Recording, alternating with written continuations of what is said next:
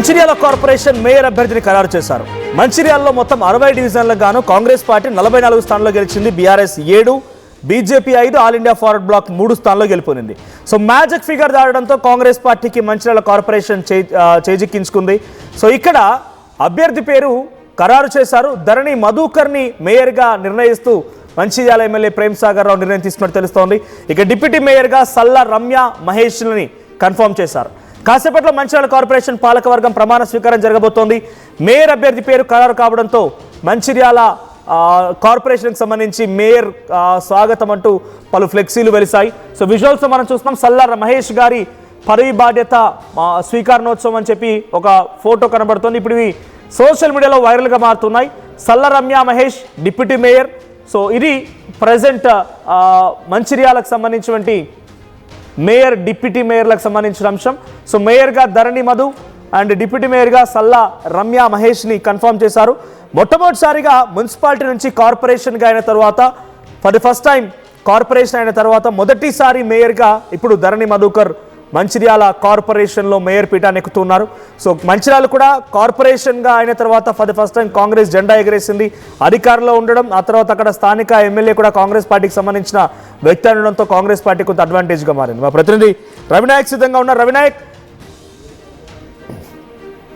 మంచిర్యాల కార్పొరేషన్కి సంబంధించినటువంటి విషయంలో పెద్ద ఎత్తున ఎటువంటి అంటే ఈ స్థాయిలో కాంగ్రెస్ పార్టీ గెలవడం అనేది ఒక షాక్ అనే చెప్పాలి బీఆర్ఎస్ పార్టీకి. సో గత 10 ఏళ్ల పార్టీకి అధికారంలో ఉన్నటువంటి పార్టీకి అక్కడ వచ్చింది 7 స్థానాలు. సో బీజేపీ ఏకంగా అక్కడ ఒక ముఖ్యమంత్రి, మహారాష్ట్ర ముఖ్యమంత్రి వచ్చి సైతం అక్కడ ప్రచారంలో పాల్గొన్నారు, బైక్ ర్యాలీ నిర్వహించారు, పెద్ద ఎత్తున ర్యాలీలు తీశారు. అక్కడ బీజేపీ సాధించింది 5 స్థానాలు. ఇక అనూహ్యంగా ఆల్ ఇండియా ఫార్వర్డ్ బ్లాక్ 3 స్థానాల్లో గెలిచింది.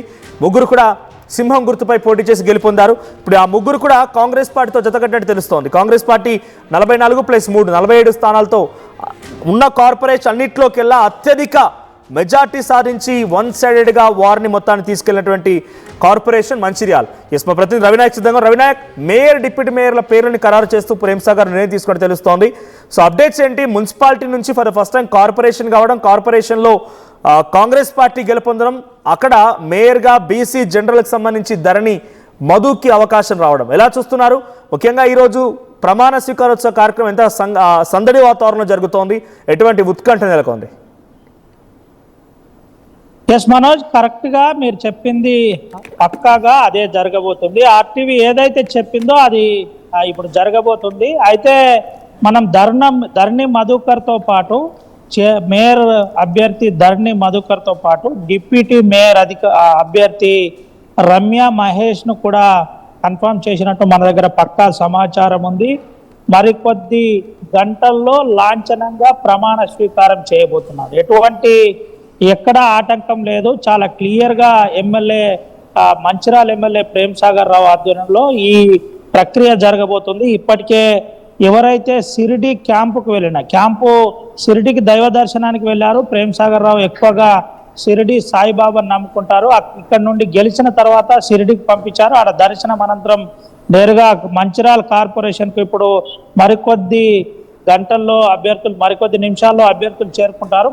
అభ్యర్థులు చేరుకున్న అనంతరం జిల్లా కలెక్టర్ కుమార్ దీపక్ ఆధ్వర్యంలో ప్రదర్శన ఉండబోతుంది. అనంతరం చైర్మన్ ఎవరైతే మేయర్ ఉన్నాడో మేయర్తో పాటు ఆ డిప్యూటీ మేయర్ ప్రక్రియ కూడా ఉండబోతుంది. అయితే పక్కాగా మన దగ్గర ఉన్న సమాచారం ప్రకారం ఆర్టీవీ ఎక్స్క్లూజివ్గా చెప్తుంది. నిన్న కూడా చెప్పాం, ఇప్పుడు కూడా అదే చెప్పాం. ఎక్కడ కన్ఫ్యూజన్ లేదు, క్లారిటీ ఉంది, ఎక్కడ కూడా ఎటువంటి ఆటంకం లేదు. అయితే ఇంకో బిగ్ బ్రేకింగ్ ఏంటంటే, ఎవరైతే బీఆర్ఎస్ లో గెలిచిన 8 మంది నిన్న నైట్ లో 4 నేరుగా ప్రేమ్ సాగర్ రావు ఆధ్వర్యంలో కాంగ్రెస్ పార్టీలో చేరినట్టు ఇప్పటికే తెలుస్తుంది. అయితే ఆ 4తో కలిపి 48 సంఖ్య అవుతుంది. అంటే ఎక్కడ కూడా ఇంత పెద్ద లార్జెస్ట్ గా ఏ కార్పొరేషన్ లో వన్ సైడ్ ఉండకపోవచ్చు. వన్ సైడ్ ఉండడం అంటే మామూలు విషయం కాదు. 48కి కాంగ్రెస్ పార్టీ సంఖ్య చేరింది. ఇప్పుడు మంచిర్యాల కార్పొరేషన్ తెలంగాణ రాష్ట్రంలోనే ఒక కాంగ్రెస్ పార్టీకి ఒక పెద్ద లైన్ గా మారబోతుందని చెప్పవచ్చు Manoj. Right, thank you Ravinayak. మొత్తంగా మంచిర్యాల కార్పొరేషన్కి సంబంధించి 60 డివిజన్లకు గాను కాంగ్రెస్ పార్టీ 44 స్థానాల్లో గెలుపొందింది. ఆల్ ఇండియా ఫార్వర్డ్ బ్లాక్ 3 స్థానాలు, బీజేపీ 5, బీఆర్ఎస్ పార్టీ 7 స్థానాలు. సో అత్యధిక మెజార్టీ సాధించినటువంటి కార్పొరేషన్ మంచిర్యాల. ఉన్నటువంటి 7 కార్పొరేషన్లో మంచిర్యాల వన్ సైడెడ్గా క్లీన్ స్వీప్ చేసింది. సో అటు అత్యధిక మెజార్టీ కూడా. సో ఇప్పుడు మేయర్గా ధరణి మధు అండ్ డిప్యూటీ మేయర్గా రమ్య మహేష్ని కన్ఫర్మ్ చేసినట్టు తెలుస్తోంది. సో ఇప్పుడు మరి కాసేపట్లోనే వాళ్ళంతా కార్పొరేషన్ కార్యాలయానికి చేరుకుంటారు. మున్సిపల్ కార్పొరేషన్ కార్యాలయానికి చేరుకున్న తర్వాత లాంఛనంగా ప్రమాణ స్వీకారం జరగబోతోంది. సో మీ అభిప్రాయం ఏంటి? కాంగ్రెస్ పార్టీ నేతృత్వంలో మంచిర్యాల కార్పొరేషన్ ఏ రకంగా అక్కడ సమస్యలు ఉన్నాయి, ఏ రకంగా అడ్రస్ చేయాలని మీరు కోరుకుంటున్నారు? సో కొత్తగా ఏర్పడినటువంటి మేయర్కి కానీ అక్కడ పాలక వర్గానికి కానీ మీరు చూపించే సమస్యలు ఏంటి? కామెంట్ చేయండి.